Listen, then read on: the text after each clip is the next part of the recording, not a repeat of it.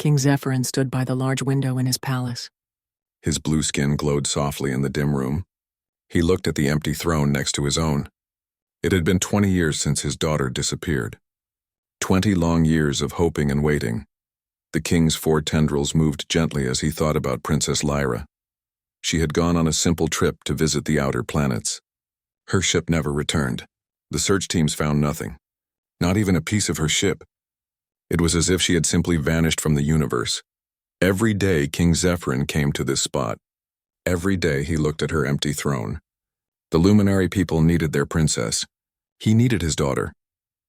"My king," a voice called from behind him. Zephyrin turned to see Ambassador Kel. The ambassador's skin glowed a worried green color. "What is it, Kel?" the king asked. "We have detected a strange ship entering our atmosphere," Kel said. His voice shook slightly. "It is not one of ours. It is not like any ship we have seen before." The king's glow brightened with sudden interest. "Has the ship responded to our signals?" "No, my king, but—" Kel paused. "It has bypassed all our defense systems. It knows the royal codes." The king's tendrils stiffened. The royal codes were known only to the royal family. Could it be possible? After all these years? "Take me to the observatory," the king commanded. The observatory was a large room at the top of the palace. Its ceiling was clear crystal that showed the purple sky of Vexoria Prime. The king and his advisors gathered around the viewing screen. The strange ship appeared on the screen. It was smaller than Luminari ships. Its design was unlike anything they had seen. It had odd markings on its sides. "The ship will land in the royal dock in 3 minutes," one of the advisors said. The king nodded. "Prepare the guards, but tell them to wait for my command." The small group moved quickly to the landing area. The king stood tall, his royal blue glow steady and strong, but inside his heart beat fast with hope and fear. The strange ship landed smoothly. Steam hissed as the door began to open. The king's guards raised their weapons, ready for anything. A figure appeared in the doorway. It glowed a familiar royal blue. "Lyra," the king whispered. Princess Lyra stepped forward into the light. She looked exactly as she had 20 years ago. Her blue skin glowed brightly. Her tendrils moved gracefully as she smiled at her father. "Father," she said. Her voice was like music to the king's ears. The king moved forward, his arms open wide. But then he stopped. Another figure had appeared behind Lyra. This creature was unlike anything the king had ever seen. It was smaller than the luminary. Its skin did not glow at all. It was a pale color, like the moons of Vexoria. It had no tendrils. Instead, it had strange growths of various colors on top of its head. It wore a tight-fitting suit that seemed to help it breathe in the luminary atmosphere. "Father," Lyra said again. She reached back and took the strange creature's hand. "I would like you to meet someone." The creature stepped forward. It looked nervous but determined.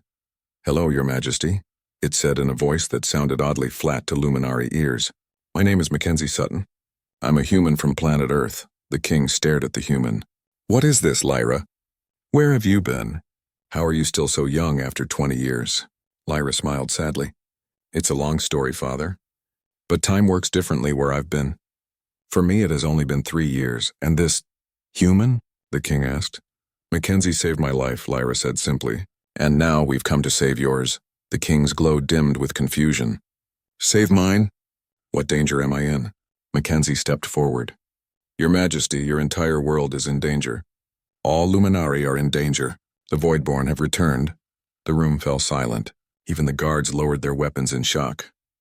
"The Voidborn are extinct," Ambassador Kel said finally. "They disappeared 3,000 years ago." "They were not extinct," Lyra said. "They were sleeping. And now they have awakened. They are hungry. And they are coming for the Luminari first." The king looked from his daughter to the human and back again. "Come to the council chamber. You will tell me everything." In the grand council chamber, Lyra and Mackenzie stood before the king and his advisors. Mackenzie felt small in the large room with the tall, glowing aliens. But she stood straight and spoke clearly. "The Voidborn are drawn to the energy that Luminari bodies create," she explained. "They feed on it. My people, humans, don't have this energy. They can't see us unless we're very close to them." "How do you know of the Voidborn?" one advisor asked. "They have not been seen in thousands of years. They attacked the human research station where I was working," Mackenzie said. "At first we didn't know what they were. But Lyra recognized them from your ancient records. Lyra nodded. When my ship was damaged by a space storm, I drifted for weeks. The humans found me and took care of me. They helped me heal. While I was with them, the Voidborn attacked. The creatures ignored our human settlement at first, Mackenzie continued. But when they sensed Lyra, they attacked with full force. We managed to escape in one of our ships. Lyra guided us here because she knew the Voidborn would follow her. They would find Vexoria Prime eventually. We needed to warn you. The king's glow had dimmed to a deep, worried blue. If what you say is true, then we face extinction. Not necessarily, Mackenzie said. She pulled a small device from her pocket and placed it on the table. It projected an image into the air. The image showed large, dark shapes moving through space. These are the Voidborn ships. They're actually living creatures. They're big, they're hungry, and they're heading this way. But they have weaknesses. What weaknesses? The king asked. They can't detect humans, Lyra said, and human weapons affect them differently than our energy weapons do. Father, I believe our only hope is to work together with the humans. The king stood up. His tendrils moved in agitation. Work with an unknown species? Trust them with our survival? How do we know they won't betray us once the Voidborn are defeated? Mackenzie stepped forward, her face serious. Your Majesty, the Voidborn won't stop with the Luminary. Once they've consumed your people, they'll keep hunting. Eventually, they'll evolve to sense humans too. This isn't just your fight, it's ours as well. The king looked at the human for a long moment. Then he turned to his daughter. You trust this human? Lyra's glow brightened. With my life, Father. She has saved me more than once. Her people took me in when I was lost and alone. They protected me even when it put them in danger. They are different from us, but they are good. The king nodded slowly. Very well. I will listen to your plan. But know this, human. If you betray my people, there will be nowhere in this galaxy you can hide from my wrath. Mackenzie nodded. Understood, Your Majesty. Now here's what we need to do. Mackenzie never thought she would stand in an alien palace. 6 months ago, she was just a scientist studying tiny life forms on distant moons. Her ship, the Horizon, had been on a routine mission when they found the damaged alien craft. Inside was Princess Lyra, hurt but alive. The crew brought her aboard, amazed to find an intelligent alien life form. They had suspected other intelligent species existed, but this was their first contact. Now Mackenzie stood before King Zephyrin, trying to convince him that their two species needed to work together. Your Majesty, she said, the Voidborn are drawn to your people's energy. They can sense a luminary from great distances, but they can't detect humans easily. That gives us an advantage. The king's glow pulsed with doubt. And how would this help us? Mackenzie activated her small projector again. It showed images of Earth ships. We propose a joint fleet. Luminary technology with human pilots. Your ships are more advanced than ours, but the Voidborn can detect them easily. Our ships are more primitive, but nearly invisible to the Voidborn. Ambassador Kell stepped forward. This is absurd. We know nothing about these humans. For all we know, they could be working with the Voidborn. Lyra's glow flashed with anger. The humans saved my life, Kell. They fought the Voidborn to protect me. Many of them died. It's okay, Lyra, Mackenzie said softly. She turned to face the council. I understand your concerns.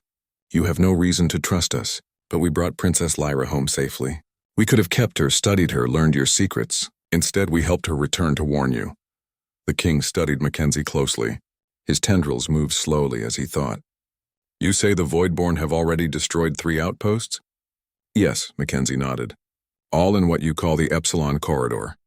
They're moving in this direction. Based on their current speed, they'll reach the main Luminary worlds in about 2 weeks. The king turned to his military commander, General Thrix. Your assessment? The general's orange glow dimmed slightly. If what they say is true, our standard defenses will not be effective. The Voidborn absorb energy. Our weapons would only make them stronger. What about evacuation? Another advisor asked. There's no time to evacuate all Luminary worlds, Lyra said. And nowhere would be safe for long. The Voidborn won't stop hunting until they've consumed all Luminary energy. The king was silent for a long moment. Then he looked at Mackenzie. Tell me about your weapons, human. Mackenzie nodded. Our ships use projectile weapons, physical objects that impact with force. We also use explosive devices and some basic energy weapons. Nothing as advanced as yours. But the Voidborn evolved to defend against energy attacks like yours. Our primitive weapons might be effective precisely because they're so different. An interesting theory, the king said, but untested. Not entirely, Lyra said. We managed to damage a small void-born scout with human weapons during our escape. It was enough to convince me this plan could work. General Thrick stepped forward. Even if we agree to this alliance, there is little time to prepare. How many ships can your people provide? Earth is mobilizing now, Mackenzie said. We can have 50 combat-ready vessels here within 10 days. They won't be as advanced as yours, but they'll be armed and ready. The king's tendrils curled, and what Mackenzie had learned was a sign of deep thought. Finally, he spoke. I will allow a test. One human ship modified with our technology. If this proves effective against a void-born scout, we will consider a larger alliance. Mackenzie nodded. Thank you, Your Majesty. That's all we ask. 3 days later, Mackenzie stood in a large hangar bay. Around her, luminary engineers worked alongside a small team of humans who had arrived from Earth. They were modifying a human shuttle with luminary stealth technology. Lyra stood beside Mackenzie, watching the work. Your people adapt quickly, she said. We've had to, Mackenzie replied. Humans have survived by being flexible. It's our greatest strength. Some of my father's advisors still don't trust you, Lyra said quietly. I don't blame them, Mackenzie said. It's hard to trust people you've just met, especially when they look so different. Lyra's glow pulsed gently. I told them how you stayed with me when I was sick, how you taught me your language, how you risked your life to help me reach the communication array during the Voidborn attack. Mackenzie smiled. You'd have done the same for me. I'm not sure all Luminari would, Lyra admitted. We've been isolated for so long. Many of my people think we're superior to other species. Well, Mackenzie grinned. Maybe we'll surprise them. A human engineer named Grace walked over to them.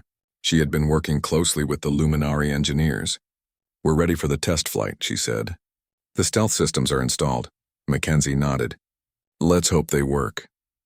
The test flight was scheduled for the next day. A small team would take the modified shuttle to the edge of the system. There, they would attempt to approach a void-born scout ship without being detected. That night, Mackenzie couldn't sleep.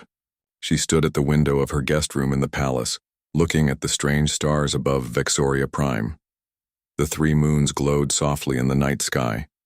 A gentle knock at her door startled her. When she opened it, King Zephyrin stood there. Your Majesty, Mackenzie said in surprise. Is something wrong? May I come in? The king asked. Mackenzie stepped aside to let him enter. The king's tall form seemed to fill the room. His blue glow cast soft shadows on the walls. I wish to speak with you privately, the king said, about tomorrow's mission. Of course, Mackenzie said. I understand your concerns. It's a risky plan. The king's tendrils moved slowly.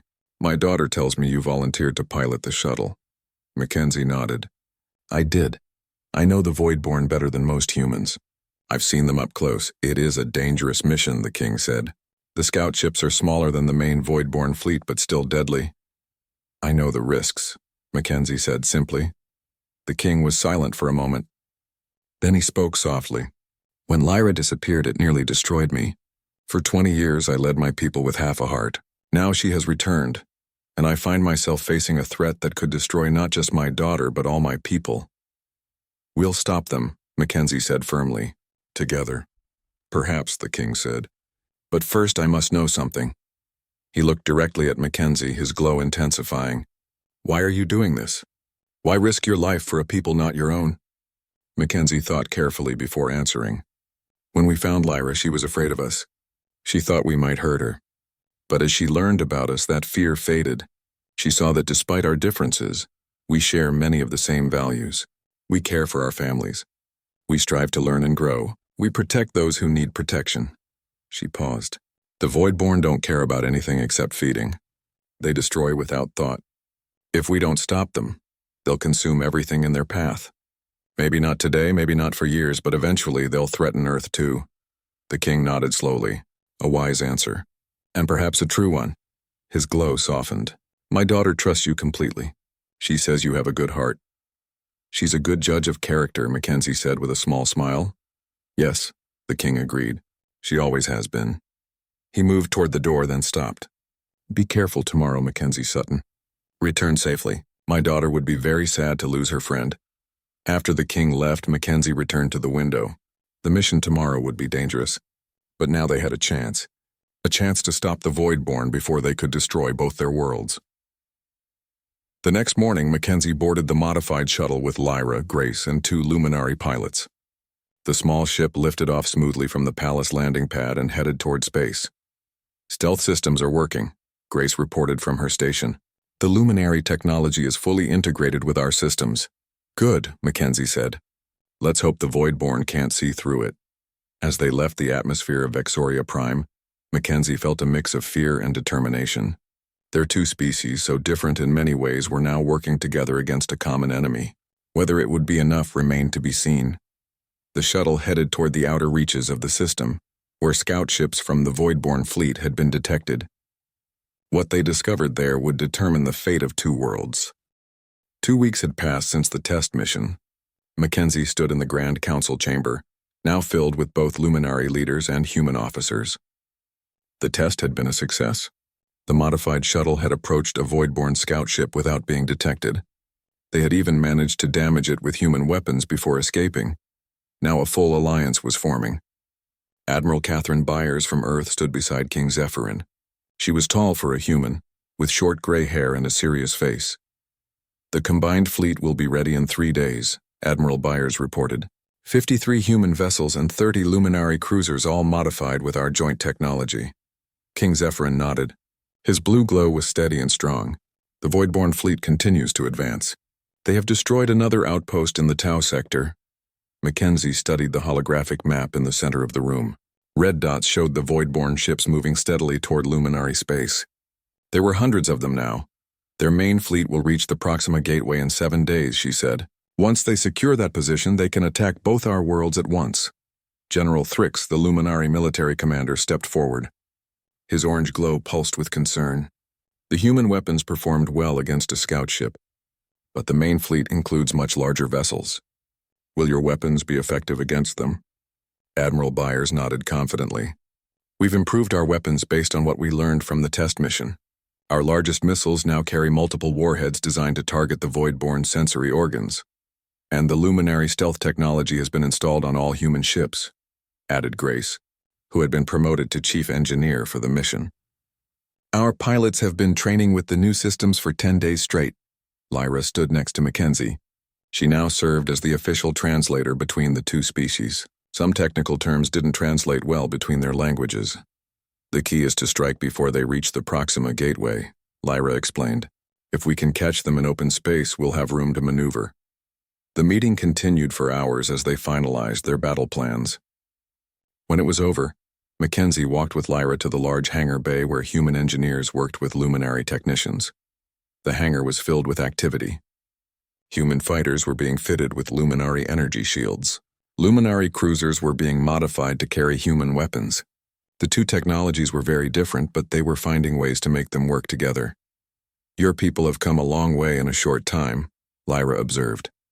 So have yours, Mackenzie replied. 2 weeks ago, many Luminary wouldn't even speak to a human. Now look at them. She pointed to a group of Luminary and humans working together on a fighter ship. They were talking, gesturing, even laughing together despite their differences. Fear brings people together, Lyra said softly. But I hope something more than fear will keep us together after this is over. Friendship, Mackenzie suggested. Understanding. Maybe even respect. Lyra's glow brightened. I'd like that. A young human mechanic named Valerie approached them. She had grease on her face and hands. Excuse me, Dr. Sutton. We're having trouble with the targeting systems on Fighter 6. The Luminary interface isn't connecting properly with our weapons. I'll come take a look, Mackenzie said. She turned to Lyra. Want to help? Of course, Lyra replied. They followed Valerie to a small fighter ship. Several humans and Luminary were gathered around its open panel looking confused. The energy flow is wrong, one Luminary technician said. It keeps overloading the human circuits. That's because our systems weren't designed to handle that much power, a human engineer replied. We need to add a buffer. Mackenzie examined the connection point. What if we route the energy through a secondary circuit? That would reduce the power to a level your systems can handle, she said to the human engineer. It might work, the engineer admitted. But we'd need to recalibrate all the targeting sensors. We can help with that, the luminary technician offered. Our sensors are more precise than yours. They worked together for hours, solving one problem after another. By the end of the day, the fighters' systems were fully operational. It was just one small victory, but an important one. That night, there was a dinner in the palace for the human and luminary officers. King Zephyrin sat at the head of the table with Admiral Byers beside him.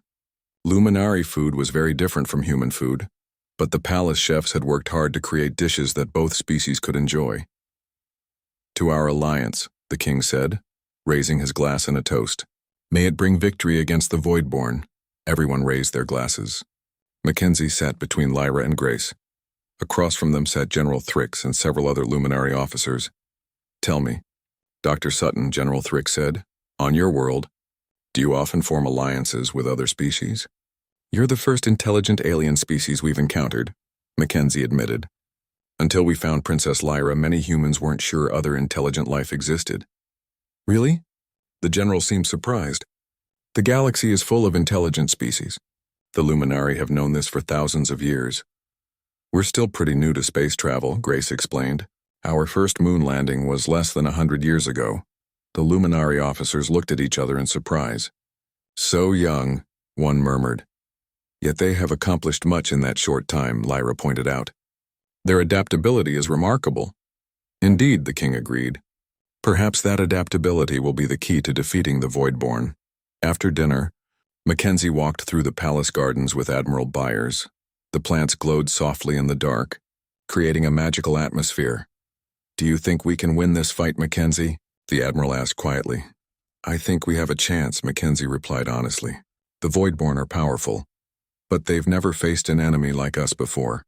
They expect the Luminary to fight with energy weapons, which only make the Voidborn stronger. Our physical weapons will surprise them. And if we fail? The Admiral pressed. Mackenzie looked up at the stars. Then both our worlds will fall. The Voidborn won't stop with the Luminary. Once they've consumed all Luminary energy, they'll evolve to detect humans too. It might take them years, but eventually they'll find Earth. That's what I thought, the Admiral nodded grimly, which is why failure is not an option. 3 days later, the combined fleet was ready. Human and luminary ships filled the space above Vexoria Prime. From the palace observatory, King Zephyrin watched them prepare to depart. A magnificent sight, he said to Mackenzie, who stood beside him. I never thought I would see human and luminary ships flying together. It is pretty amazing, Mackenzie agreed. You will be on the command ship with my daughter, the king said. It wasn't a question. Yes, Your Majesty. The Defiant will serve as our joint command center. Admiral Byers will lead the human forces and General Thrix will lead the luminary forces. The king's tendrils moved slowly. I wish to go as well. Mackenzie turned to him in surprise. Your Majesty, a king should lead his people in battle, Zephyrin said firmly. I will not hide in my palace while others fight for my world. But the risk, Mackenzie began, is one I choose to take, the king interrupted. I have informed the council. They do not approve, but they understand. Mackenzie nodded slowly. I understand too. The Defiant will be honored to have you aboard. Later that day, Mackenzie stood on the bridge of the Defiant as it prepared to depart. The ship was a human design but had been heavily modified with luminary technology. Its hull now shimmered with the same crystal-like material used in luminary ships. Inside, human and luminary controls had been merged into a hybrid system that both species could use. King Zephyrin entered the bridge with Lyra beside him. The human crew stood at attention. At ease, Admiral Byers told them. Welcome aboard, Your Majesty. The king nodded. Thank you, Admiral. Your ship is impressive. It's not as advanced as your vessels, the Admiral admitted, but it's sturdy and reliable. Sometimes the simplest tools are the most effective, the king said wisely. As the fleet prepared to depart, Mackenzie felt a strange mix of emotions. Fear, certainly. The Voidborn were a terrifying enemy, but also hope. In just a few short weeks, humans and Luminari had accomplished amazing things together. Two species that had never met before were now fighting side by side. All ships report ready, a human officer announced. Then let us begin, King Zephyrin said. Admiral Byers nodded. Set course for the Proxima Gateway. The Voidborn fleet will be there in 4 days. We'll be waiting for them. As the fleet moved away from Vexoria Prime, Mackenzie stood at the view screen with Lyra. I never expected any of this when we found you in that damaged ship, Mackenzie said quietly. Nor did I, Lyra replied, her glow soft and thoughtful. I thought I would die alone in space. Instead, I found new friends and a new hope for my people. Let's make sure that hope wasn't misplaced, Mackenzie said, watching as the stars streaked by. The Defiant accelerated, leading the fleet toward their destiny. Ahead lay the Voidborn, an ancient enemy awakened after thousands of years. The battle to come would determine the fate of two worlds and two very different species, who had found common ground in their fight for survival. The combined fleet waited near the Proxima Gateway. 63 human ships surrounded by 30 luminary cruisers floated silently in space. On the command ship Defiant, Mackenzie watched the sensors closely. They're coming, she announced to the bridge crew. The Voidborn fleet will arrive in less than an hour. King Zephyrin stood beside Admiral Byers at the command center. His royal blue glow was steady and calm, but Mackenzie could tell he was worried. All ships are in position, General Thrix reported from his station. The luminary vessels are ready to activate their enhanced energy signatures on your command. Admiral Byers nodded. And our human ships are ready to engage stealth mode. She turned to Mackenzie. Are you sure this will work? No, Mackenzie admitted honestly, but it's our best chance. The Voidborn are drawn to luminary energy. If your ships make yourselves extra bright while our ships hide, we can lure them into our trap. Lyra stood at the science station, monitoring the Voidborn approach. They're moving faster than we expected, she said with concern. The sensors show they're hungry. They haven't fed on luminary energy in centuries. All the more reason they'll take our bait, King Zephyrin said confidently. The minutes ticked by slowly. The bridge crew was tense but focused. Finally, the sensors beeped loudly. They're here, Lyra announced. On the main view screen, the Voidborn fleet appeared. The ships were unlike anything the humans had seen before. They weren't mechanical vessels like human or luminary ships. They were living creatures that looked like giant dark shadows moving through space. Their bodies seemed to absorb the light around them, making them look like holes in the fabric of space itself. By the stars, Admiral Byers whispered. There are so many of them. Steady, Admiral, King Zephyrin said calmly. Remember the plan. The Admiral nodded and pressed her communication button. All human vessels activate stealth systems now. Luminary ships prepare to increase energy output on my mark. Across the fleet, human ships engaged their luminary cloaking technology. They didn't become completely invisible, but their energy signatures vanished from sensors. At the same time, the luminary ships prepared to make themselves extra visible to the hungry Voidborn. 3, 2, 1, mark, Admiral Byers commanded. The luminary ships suddenly glowed brighter in space. Their crystal hulls pulsed with energy that the sensors showed was irresistible to the Voidborn. The effect was immediate. The Voidborn fleet surged forward, drawn to the energy-rich targets. The largest creatures led the way, their massive bodies moving with surprising speed. They've taken the bait, General Thrix reported. The Voidborn are ignoring all other objects in the area. They can't detect our ships at all, Mackenzie confirmed, watching her sensor readings. The human neural patterns are completely invisible to them. Luminary vessels, begin evasion pattern Alpha, Admiral Byers ordered. Draw them deeper into the formation. The luminary ships scattered according to their planned routes. They moved gracefully through space, leading the hungry Voidborn into the center of their trap. Human vessels prepare to decloak on my mark, the Admiral continued. Target their sensory organs with nuclear warheads. The tension on the bridge was intense as they watched the Voidborn chase the luminary ships. The creatures were getting closer and closer to the hidden human vessels.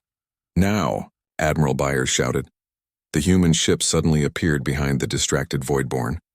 They launched their missiles directly at the vulnerable parts of the creatures' bodies. The nuclear warheads flew through space and impacted with the Voidborn.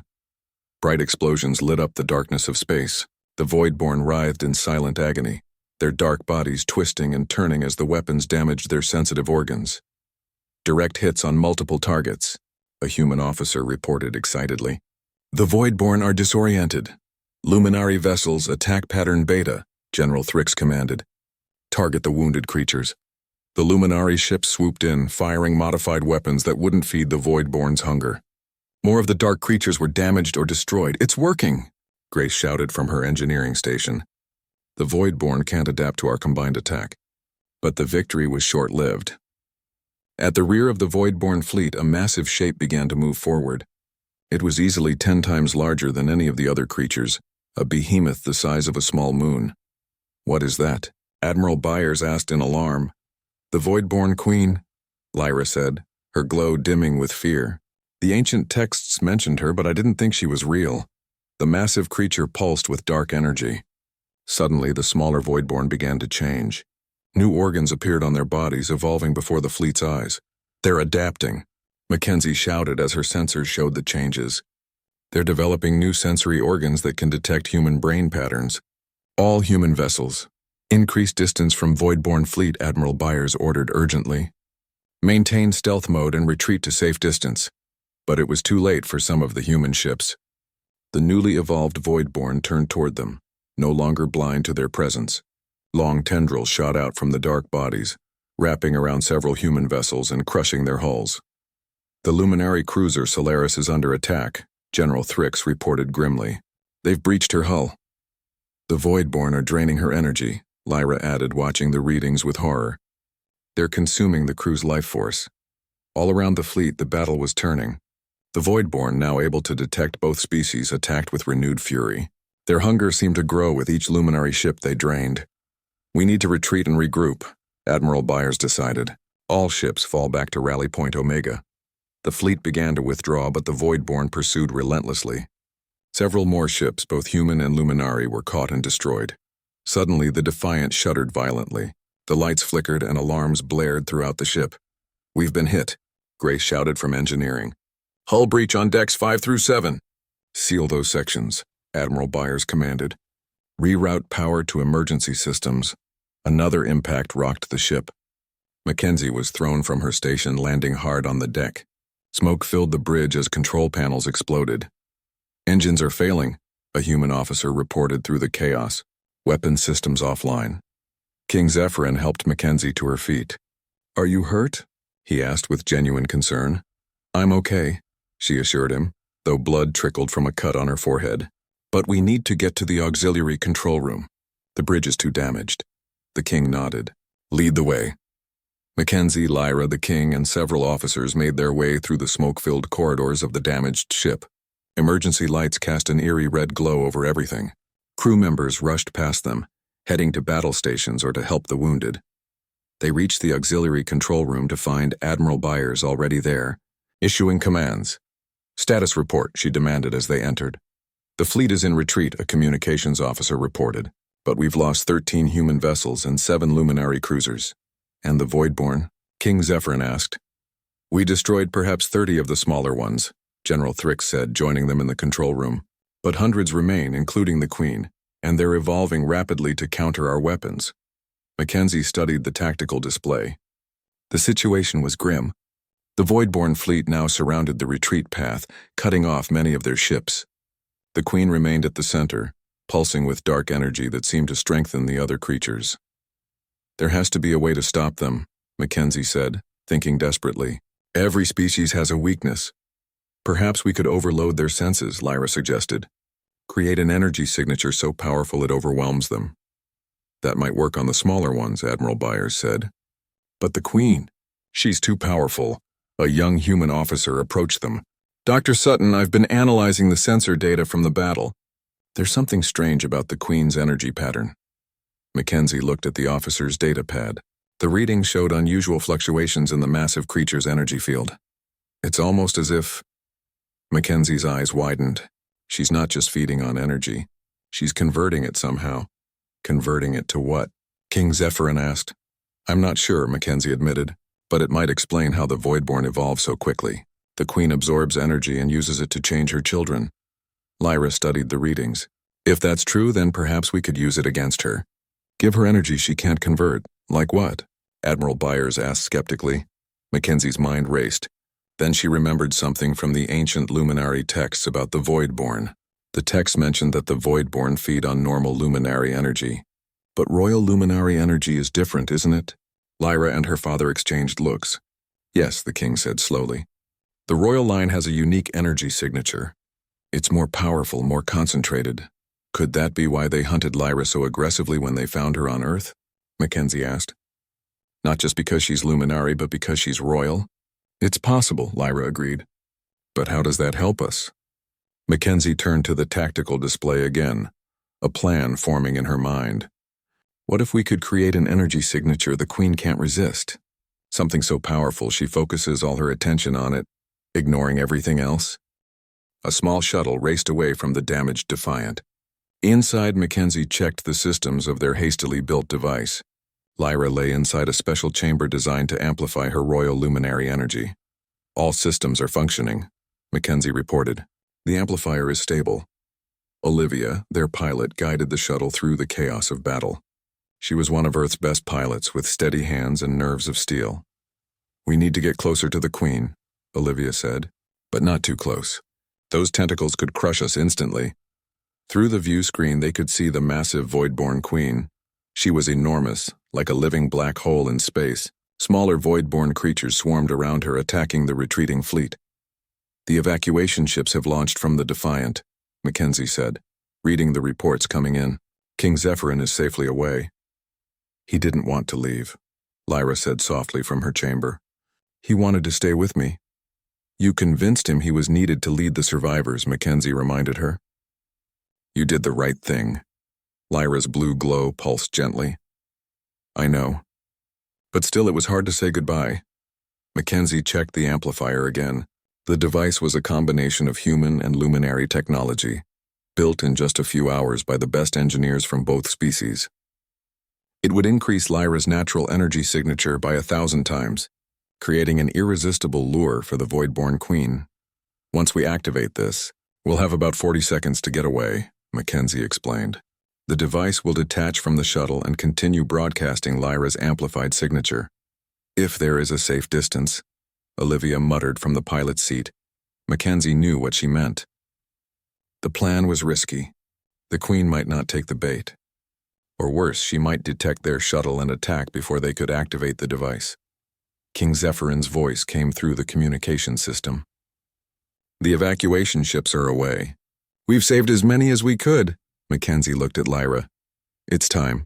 Lyra nodded. Her glow brightened with determination. Let's do this. Mackenzie moved to the activation switch. Her hand hovered over it for a moment.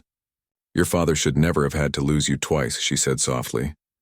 Lyra reached out with one of her tendrils, gently touching Mackenzie's hand. He's not losing me. He's gaining a future, she smiled. Besides, you figured it out, didn't you? The calculations. Mackenzie nodded slowly. In theory, the amplification should create a quantum feedback loop. Instead of destroying you, it might transfer my consciousness across the dimensional barrier, Lyra finished. Either way, the Voidborn end today. The shuttle shuddered as a smaller Voidborn scraped against their shields. Now or never. Folks, Olivia called from the pilot seat. Mackenzie activated the device. Lyra's body began to glow with incredible brightness. The chamber hummed with power as it amplified her energy signature to levels never before seen. Ejecting the chamber in 3, 2, 1, Mackenzie counted down. The floor of the shuttle opened, and Lyra's chamber dropped into space. Immediately, Olivia fired the engines at full power, racing away from the device. The Queen has noticed the bait, Mackenzie reported, watching the sensors. She's moving toward Lyra's chamber. The massive Voidborn Queen turned, her enormous body shifting in space. All around her, the smaller Voidborn also turned, drawn to the powerful energy signature. It's working, Olivia exclaimed. They're all following it. Mackenzie checked the timer. 20 seconds until full amplification. The shuttle raced away as fast as its engines could push it. Behind them, the Queen and her children surrounded Lyra's chamber, drawn to the energy like moths to a flame. 10 seconds, Mackenzie counted. 9, 8. We're not going to make it to minimum safe distance, Olivia warned, pushing the engines beyond their limits. 5, 4. Brace for impact. Olivia shouted. 2, 1. The explosion, when it came, wasn't what they expected. Instead of a destructive blast, there was a brilliant flash of pure light. It spread outward in a perfect sphere from Lyra's chamber. Where it touched the Voidborn, something amazing happened. The dark creatures didn't die or break apart. Instead, they transformed. Their black bodies absorbed the light and began to glow. The darkness that had defined them for thousands of years was converted to light. The queen was the first to change, her massive form shifting from a black void to a glowing entity that resembled a newborn star. Around her, her children also transformed, becoming thousands of smaller light beings. "What's happening?" Olivia asked in awe. Mackenzie stared at the sensors in amazement. "The quantum feedback loop. It worked, but not how we expected. Lyra's royal energy isn't destroying the Voidborn, it's purifying them somehow." The light sphere continued to expand, touching ship after ship of the Voidborn fleet. Each one transformed from darkness to light. Within minutes, the entire Voidborn fleet had changed. "The readings are incredible," Mackenzie said, studying the data. "They're still the same species, but their energy has been completely reversed. Instead of consuming light, they're now creating it." "And Lyra?" Olivia asked quietly. Mackenzie checked a special sensor she had included specifically to track Lyra's quantum signature. Her physical form is gone, but her energy pattern still exists. It's spread throughout the transformed Voidborn. She's become part of them somehow. The shuttle turned back toward the Defiant, which was damaged but still operational. As they approached, they saw the transformed Voidborn moving peacefully among the fleet. No longer attacking, they seemed to be exploring their new existence. 3 months later, Mackenzie stood with King Zephyrin on the newly established joint colony of New Aurora. Humans and Luminari worked side by side, building a new home for both species. Above them, the transformed Voidborn, now called the Lightborn, drifted peacefully through space. "The Lightborn have begun to communicate," Mackenzie reported to the king. "They remember being Voidborn, but they say the hunger is gone. They want to make amends for the damage they caused." King Zephyrin nodded thoughtfully. His glow had dimmed since Lyra's sacrifice, but it was steady and calm. "And the quantum signature?" Mackenzie smiled and activated a small device on her wrist. A hologram appeared, Lyra's form now composed entirely of light but unmistakably herself. "Hello, Father," the hologram spoke. "The dimensional transfer worked, though not quite as we expected. I exist now as pure energy, able to travel between our worlds." The king's glow brightened with joy. "Then you truly have returned to us." "To both our peoples," Lyra corrected, her holographic gaze moving between her father and Mackenzie. "The Voidborn sought to consume light. Instead, they've become part of it." Mackenzie looked up at the sky where the Lightborn glowed like new stars. Their transformation had changed everything. Two species that might never have met were now working together to build a shared future. The Voidborn, once an enemy to be feared, had become something new and wonderful. "What will you do now?" Mackenzie asked the holographic Lyra. "Explore," Lyra replied. "In this form, I can travel farther and faster than any ship. There are more species out there, more worlds to discover, and perhaps more ancient enemies that can be transformed rather than destroyed." King Zephyrin placed his hand near the hologram, not touching it, but close enough to feel the energy. "You will always have a home here, my daughter, whenever you wish to return." "I know, Father," Lyra said softly, "and I will return often. But first there is so much to see, so much to learn." The hologram faded as Lyra's energy form moved away, heading back to the stars. But Mackenzie knew she wasn't truly gone. She was part of something larger now, a bridge between species. Later that day, Mackenzie walked through the new colony with Admiral Byers. Human and Luminari buildings stood side by side, different in design but harmonious together. "Did you ever imagine it would end like this?" the Admiral asked. "Not in a million years," Mackenzie admitted. "When we found Lyra's damaged ship, I thought we were just rescuing one lost alien. I never dreamed it would lead to all this." "The research teams are making amazing progress," the Admiral said. "The combination of our technologies is opening new possibilities every day. Faster ships, better medicines, cleaner energy. And the Lightborn are helping too," Mackenzie added. "They understand energy in ways neither of our species ever could. They passed a school where human and Luminari children played together. The young Luminari glowed with different colors showing their emotions. The human children were teaching them Earth games, while the Luminari children showed the humans how to create simple light patterns with special toys. King Zephyrin has proposed a formal alliance," Admiral Byers said. "Not just a military one, but a true partnership between our worlds." "What did Earth say?" Mackenzie asked. "They've agreed," the Admiral smiled. "The treaty will be signed next month." Mackenzie looked up at the stars beginning to appear in the evening sky. Somewhere out there, Lyra was exploring, learning, growing. And somewhere beyond that, other species waited to be discovered. "What will you do now?" Admiral Byers asked. "Return to Earth, stay here? The king has offered you a permanent position as human ambassador." Mackenzie considered the question. 3 months ago, she had been a scientist studying microbial life on distant moons. Now she had helped save 2 civilizations and transform an ancient enemy. "I think I'll stay," she decided. "There's still so much to learn about each other, and we need to prepare."